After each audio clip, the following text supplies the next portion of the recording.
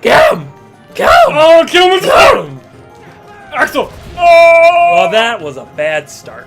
Oh, okay, we tried. Truly, this is a struggle. Alright, so start it when I was doing good. So if we could just cut all of this, that would be really great. He's killing me. Stop it. Oh, the pain's unreal. Do you remember, I don't remember too much, but do you remember when we get the dodge roll? Ah, God, no, I don't remember at all. Do these games have a level cap? Do you know? Oh, dude, I'm gonna level with you, I don't remember. Because I think, like, my main profile's level, like, 70-something, but I have no idea how... Like, I'm not Or no, maybe not. I don't know. I'm not gonna lie, I think it's 99, but if I remember, I played a lot of Kingdom Hearts like, okay, I beat the story, I'm good. I'm gonna keep moving on now. Yeah, me too. I never, like, went all out. Right. But that's just me, because I was like, oh, I'm gonna play story. Beat story, cool. Once in a while, I would try to go for, like, Ultimate Blade, but I was just like, beat story, Yeah. okay. I mean, I went for Ultimate Blade, but I mean, that was really it. I never bothered to, like, grind a whole bunch to level up. Yeah. I remember... You never really needed to. I mean, like, I don't recall a point where it's like, oh, I really need to grind to get further, you know? Unless you're fighting Sephiroth. Yeah, I say let's do Sephiroth. But if I recall, Sephiroth in this game isn't as bad as he was in the first game. The first game, I think he was just a pure nightmare. Yeah, I think This one, he's still really hard, but it's not quite as bad, I don't think. Because I think I did beat Sephiroth in this. I think so. Oh.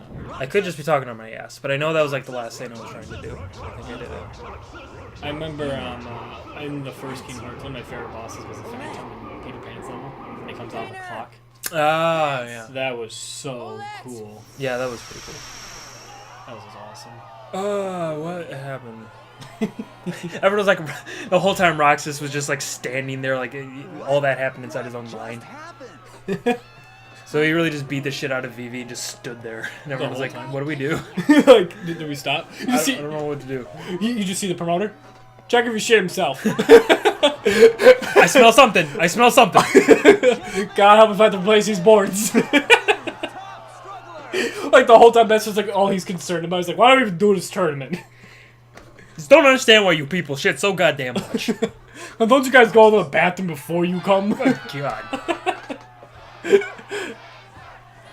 Hey, remember me? I'm edgy anime guy.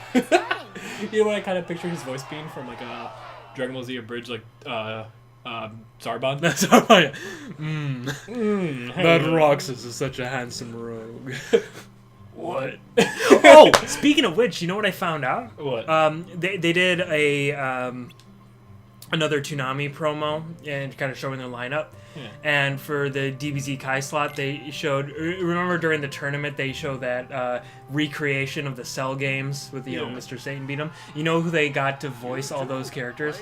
They got the DBZ abridged guys. Are you serious? Yeah.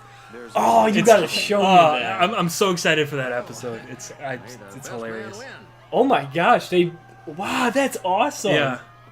Yeah, I'll show you that promo. It's cool. Wow, that is so cool. Like, no, like just think about it, like they've come so far. Right? Now. No, seriously, man. I remember like back in like my freshman year of high school or whatever when I first found them, and they were on like episode 3. I'll make it worth your while.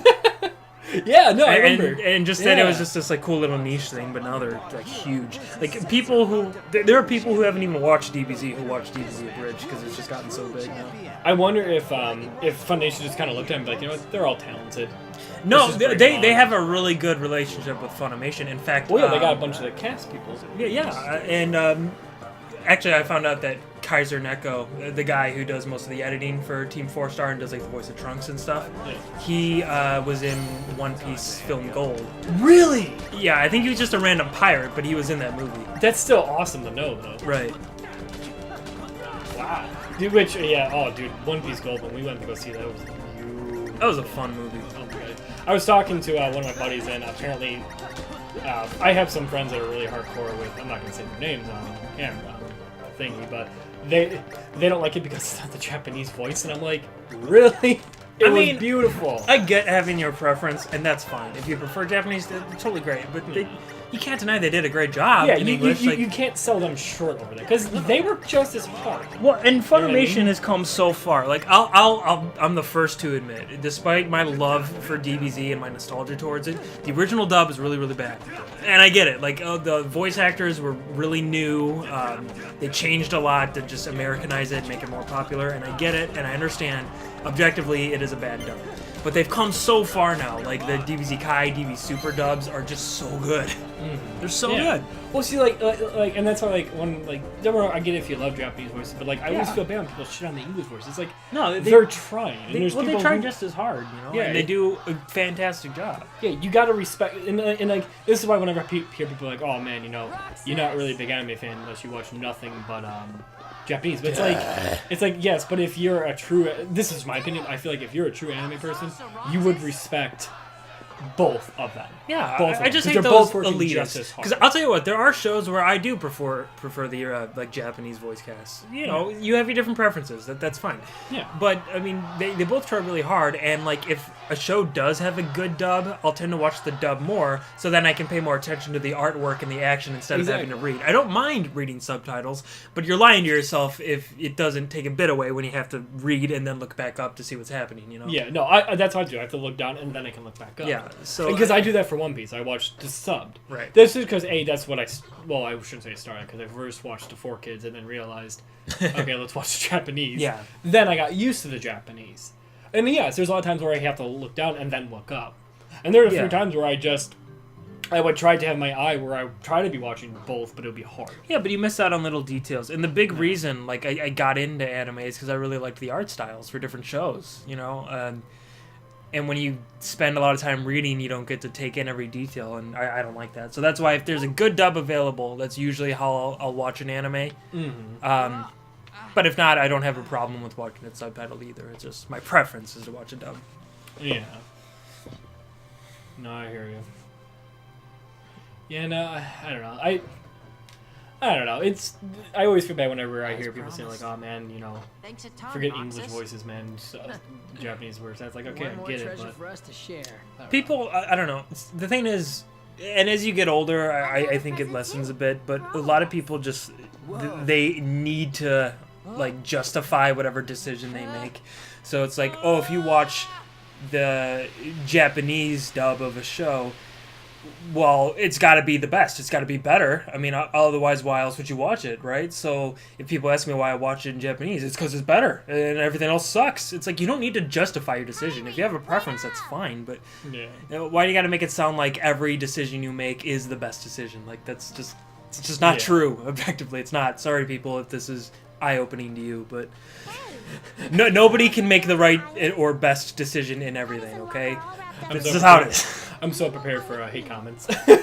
We don't get comments anyway. Well, I'm sure there'll be one. I'd welcome hate comments. That's fine. I don't care. Like, I'm telling you guys now, voice your opinion on everything. Like, and if you don't like a video, I would say do thumbs down, which you can, because that's good for me. To know what people But don't like. if you hate this channel so much and you don't want like anything to do with it, then don't comment or rate it, because that just gets you, more views and stuff. So True, yeah. Yeah, that is one thing. Especially if you don't like something, then don't.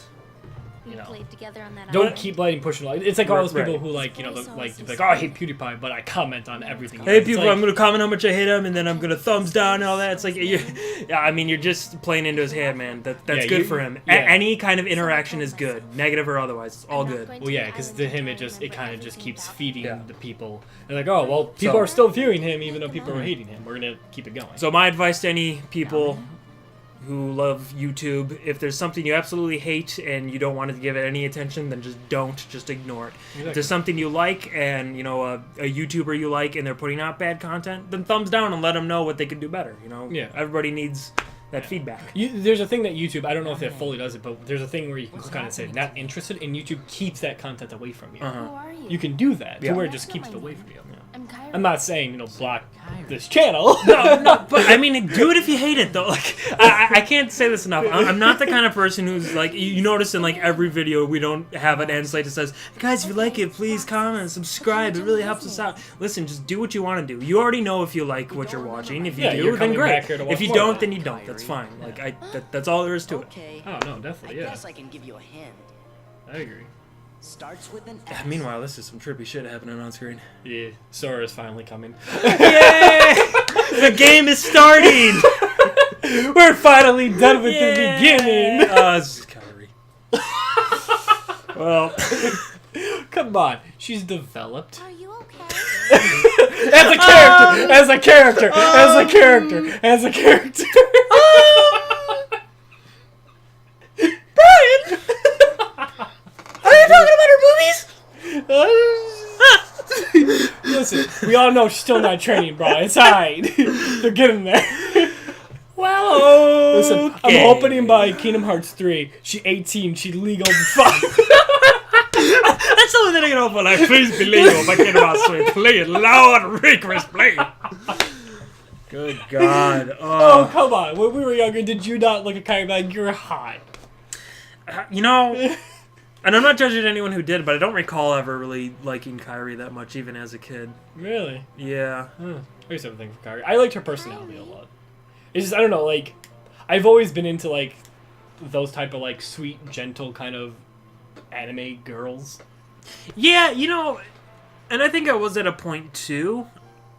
But it seems like a lot of them, and I'm not necessarily saying Kyrie, but a lot of that like archetype in anime, those characters tend to be really boring because they're just really all like, oh, I'm sweet and that's my thing. That's all I do. Yeah. There's like no like spice or flavor to their character. True, yeah. Well, that's why, like, I know, like, sometimes they'll add, like, a little bit more of independence in where they can stand on their own and they're tough and strong at the same time. Sure. Yeah, I mean, if they can do it well, then that's one thing. But it seems like a lot of those types of just sweet girl characters, that's just all they are. It's like, well, It's really bad, and I'm sure I'm about to get some hate for this, but the characters that really piss me off are, like, those small little kid children who always are just like, I'm cute, teddy bears, flowers. It's like, shut up. it's one of those. It's like, stop. I Nobody get it. cares. You're young. You're just pissing me off now. Yeah. Like, that was just my thing. Like, yeah, I'll watch it, but it's just like, can you just go away? Can you just leave? Can you just please leave? It's just, I don't need you. So what But he happened? loves you. What's your favorite type of Ammunition character control in like an boxes anime? Let's put say his like heart your favorite type of character archetype. That in It'd turn probably be affected Sora. the strong silent types. Strong That- silent types, yeah. The ones that, like, you know that they have, like, a lot of power, but they're not, like, they're not cocky See, with it, I though. was gonna say that I noticed that with you, especially with like your like for Vincent in like the Final Fantasy games. Yeah. Like, he can do his stuff, but Yeah. he's just like, I don't need to be in the spotlight. I'm here Yeah. when you're asking me to be here. Mhm. Those are the type of characters that I really like, because, yeah, you'd be like, oh, they're mysterious, but it's not so much of that, it's just that, like, you could tell me. I don't know, I prefer when they have the strength and they're not cocky with it. I hate when they're quiet, but they're like, oh, I'll just destroy you in one hit. It's like, Handsome. I don't I do like that. what I will say is I do like if there's a character who is cocky with their strength when they get their comeuppance, you know. Okay. Like that happens a lot in like take for example DBZ whenever a character's like, oh, I'm the strongest, and they always get their ass handed to them. You Yeah. know, it's Yeah, well, see, yeah, like I don't know, like, I guess it's something bad. Like, I like when the character has baggage and you can physically see it. sure, yeah. Like, where you could be like, he's been through a lot of shit, and that's why he's kind of where he is, and he kind of looks at the world like, you know, I can't walk around with this huge chip on my shoulder, Right. type of thing. But that's just kind of like, I like it when a character's, I don't want to say well developed, because every character's well developed. Well, but, sure. like, But I'm that with you. kind of That you development. like it when you know there's like this overlying darkness to a character where it's like, you know, there's a story beyond what you're seeing that like you're interested in. Yes. Like, how did this character get to be the way they are? And know? you can kind of put pieces together, but you yeah. just don't know. Well, and you know. I like that when you get like piece by piece, you Yeah. know, and you kind of start putting things together. Yeah. See, I'm the kind of person, I don't like it when a show feeds you everything. Like, I Right don't need away. an explanation for everything. I like to put stuff together with Yeah. just like little hints, you know. Yeah, I like seeing it over time. Because I think that's more fun for the viewer when you get to kind of put together yeah, these that's pieces all of the a fan puzzle. theories and stuff like Yeah. that. See, that's why you never want to like insult your audience's intelligence by like spoon feeding them everything. I don't think that's a good way to do storytelling. So I always appreciate it when I get a chance to like figure out what's going on with this character myself. You know? And that's a lot of thing when I'm trying to do with my writing. Is Yeah. like, don't feed them information. Let it slowly come. Well, and back. it's Let it another pick thing up where on it's like show don't tell. You know, Exactly. It's like if you got this character. Like, whatever. Let's say you got this character who's like, oh, he's the badass character, you know? Don't have him be like, I am the badass character. And everyone's like, that guy's badass. He's like, I am badass. Yeah. You're so badass. Like, don't do that. Just show what he does to, you know, Yeah, prove that he's justifies awesome like that. why he Yeah. is. Yeah. And that's all I think. Like with my writing, I'm trying to have it to where you have like you'll pick up on it to where it's not like I'm showing it to you. It's like it's here. It's up to you if you want to Yeah. see it or not see Yeah. it. You know what I mean? Yeah. Like maybe be like a small thing over here or something right there, kind of like that. Yeah. Little hints. Like, one of my favorite things is... you've watched Futurama, right? Oh, of course I have. That show's fantastic. But do you remember how, like, later in the season it shows how the little Nibble? Nibble, yeah. Is that his name? Yeah. Nibbles, something like that. Yeah. Something like that, yeah. How he was the one who, like, pushed Fry into the cryogenic chamber. Yeah.